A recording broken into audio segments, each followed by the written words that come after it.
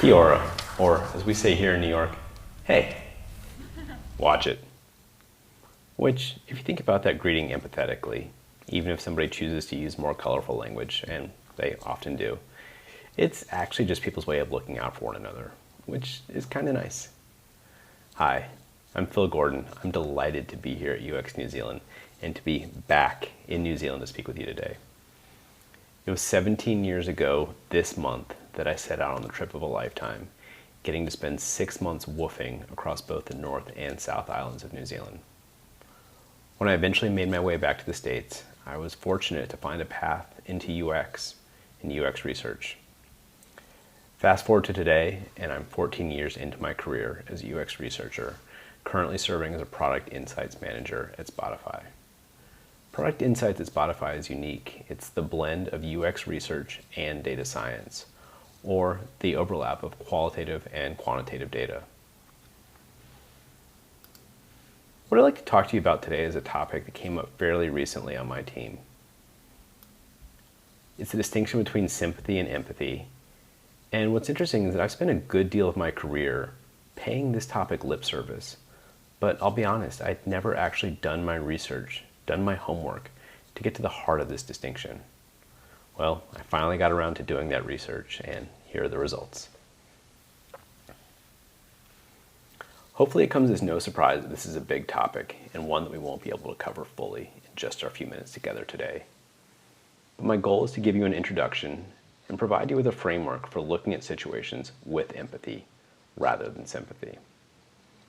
Ultimately, my hope is that you'll walk away from this presentation with this framework in hand and be able to use it in your day-to-day life. But I hope that you'll also be able to use it as you start to think about improving empathy with your customers, your users, or whatever it is you call the people who use your products or services. All right, so just a quick overview of what we're going to cover today. First, I'll explain the context of why I was thinking about this distinction between sympathy and empathy. Then we'll go into an overview of sympathy and what's at stake if we rely on it. We'll take a deep dive into empathy, and then we'll wrap up with some steps that you can take to hopefully lean more heavily into empathy and boost your decision-making speed and confidence. So for a bit of context, at Spotify, I'm dedicated to a product called SoundBetter. Spotify acquired SoundBetter in 2019, and SoundBetter is a two-sided marketplace where artists and creators come together in a work-for-hire model to collaborate on their music and finish their tracks to hopefully be published. So you could be a singer-songwriter and come to SoundBetter to hire a producer or a mixing engineer. Or you might be in a band and decide that the missing element from your next hot single is an accordion solo. Well, you can come to SoundBetter and hire an accordion player.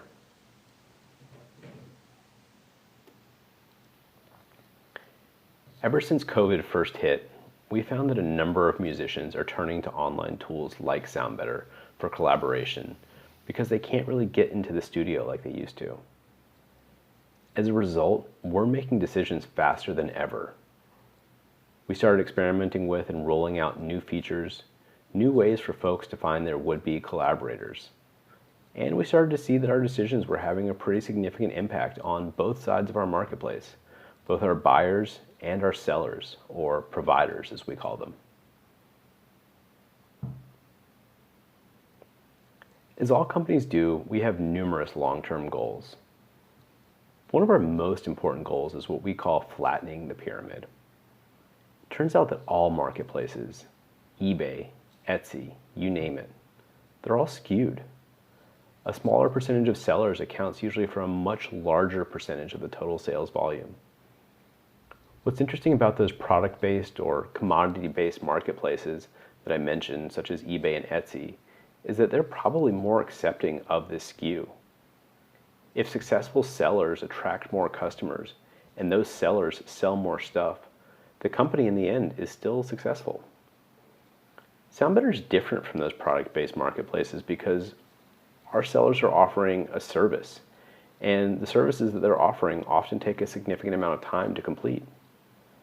As a result, SoundBetter needs to be different when it comes to SKU in order to ensure that more artists are able to earn more of the pie.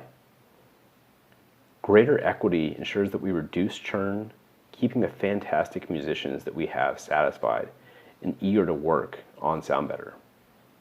Not only that, but equitable distribution also helps ensure that buyers have a better experience. It means that when they come to Sound Better and reach out to a provider, they're more likely to get a prompt response. And they're more likely to get a response from somebody who's available to work with them.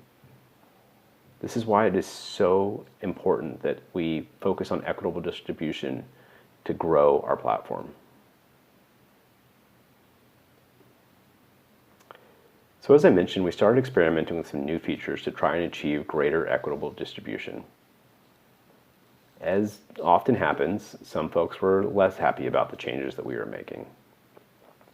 Some of those folks chose to share their feedback with customer support, and customer support shared that feedback with the rest of the team.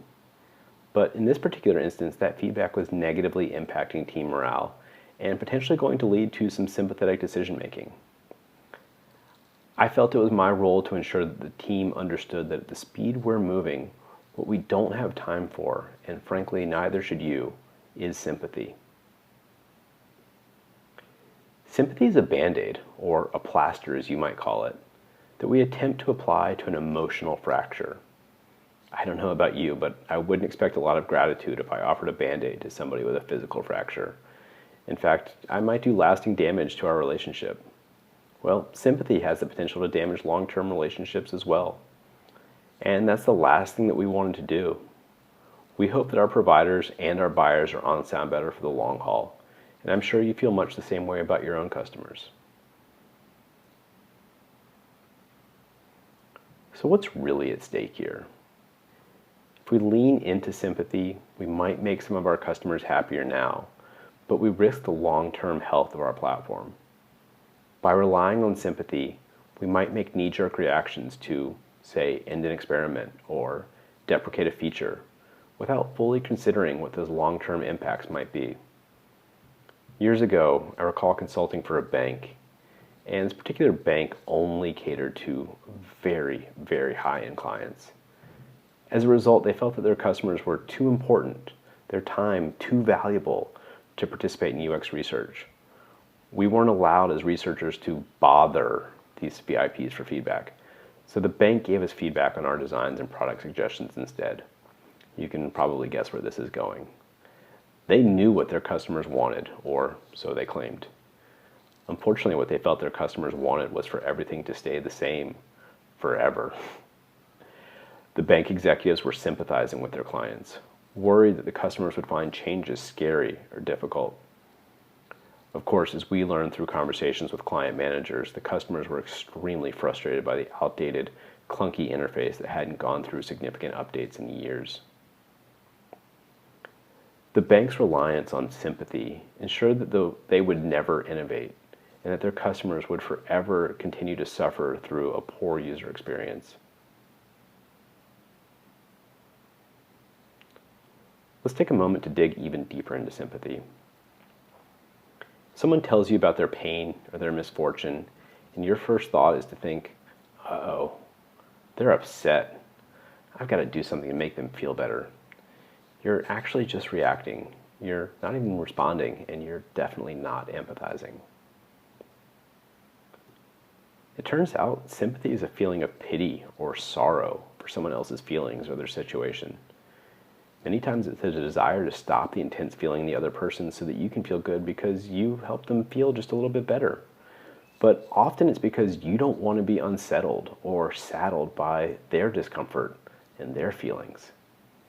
Sympathy is actually rooted in you and your feelings.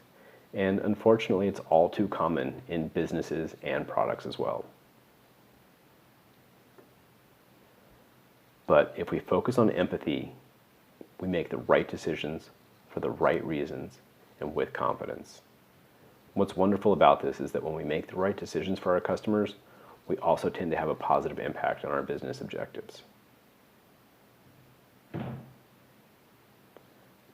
I recently started taking master classes, and hands down, my favorite so far has been taught by this guy, Chris Voss, a former lead hostage negotiator with the FBI.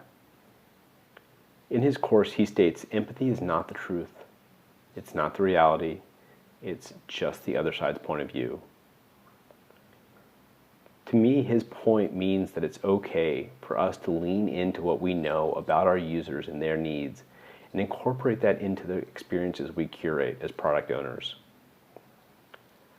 I'm reminded of an experience at another company I previously worked for. It also happened to be a two-sided marketplace, but in this situation, customers were hiring home improvement professionals, such as house cleaners, home inspectors, or, kid you not, you could even hire paranormal investigators. To say that the first-time user experience of this site was challenging would be an understatement. It was an onslaught of choices, jargon, and requests for customer information. And that was just the homepage.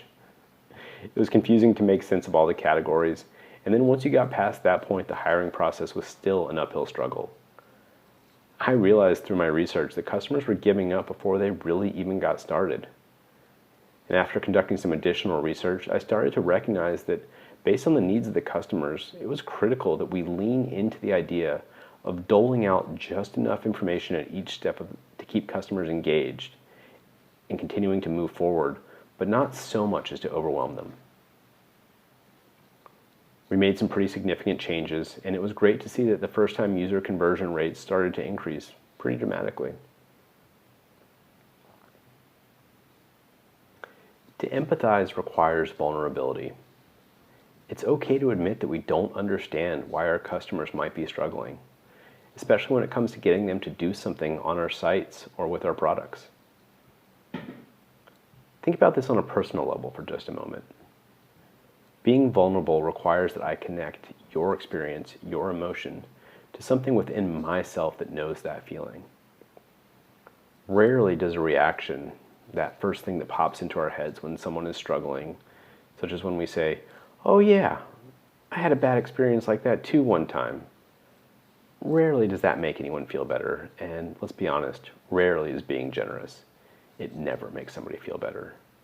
Connection is what actually makes something better. So how do we connect? Well, here's a 4-step framework to consider.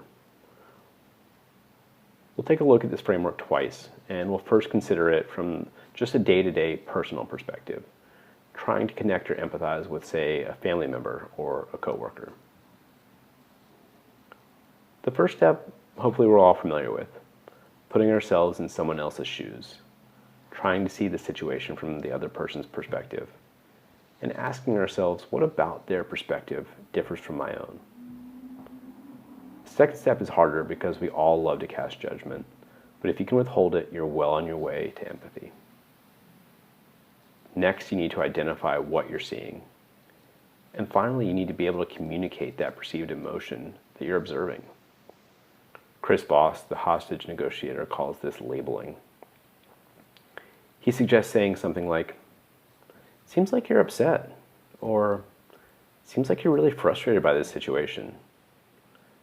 I know this sounds easy, but it's really hard to do well, especially in a tense conversation. And then here's a quick way to determine if you're actually achieving your empathy goal. First, ask yourself, am I really trying to understand? Am I really trying to connect?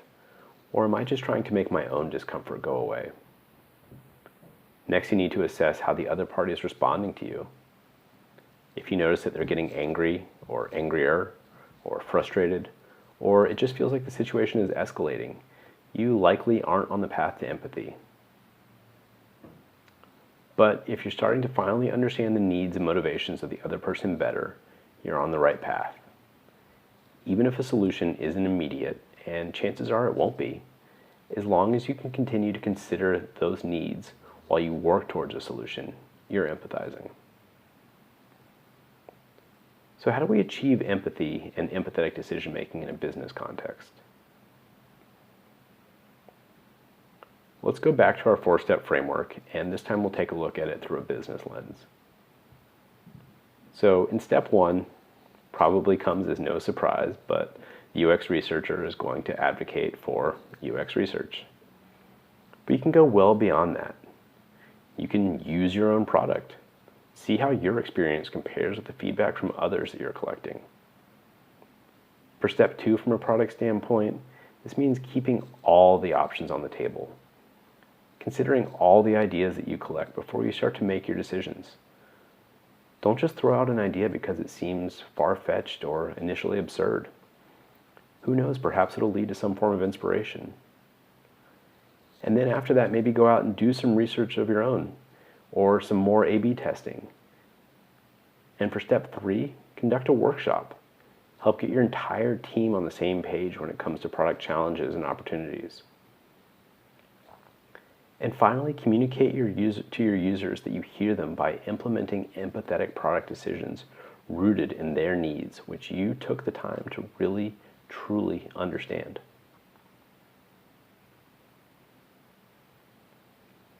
Going back to the research I mentioned, though, I want to stress that you need to lean into deep awareness through research or rich data and away from weak signals that lack meaningful context. For example, at SoundBetter, we're now using a machine learning tool to analyze all of our customer support data to look for meaningful trends. We can then follow up on these trends through research or other data analysis so that we can really start to understand the underlying whys behind this feedback. This helps us avoid taking a few CS tickets and making knee-jerk, sympathetic product decisions. In my opinion, it's better that you take the time to gather feedback, consider the needs and underlying issues of your users, and even if it means you do nothing for now, that's better than making sympathetic decisions. Hopefully, in the long run, you'll eventually be able to address those underlying issues in a way that shows your customer base that you're actually paying attention and you're listening to them.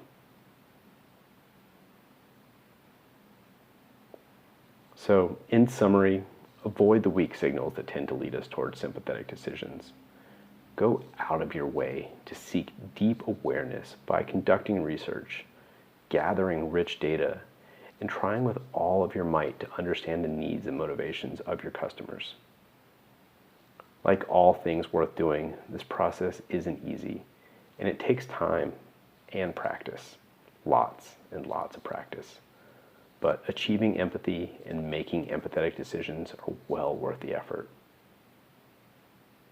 Because at the end of the day, we're still running businesses, we still need customers to do the thing, or buy the product, or subscribe to the service, or in some cases, just not churn. But if we achieve empathy, then ideally we build products that give our users the right information and enough confidence that they do the thing because it's the right decision for them and for their needs. That's all I have today. Thanks so much for your time. I'd also like to thank Brene Brown, Chris Voss, and Jared Spool for their thoughts on these topics, which inspired me tremendously. Kia ora, and thanks again.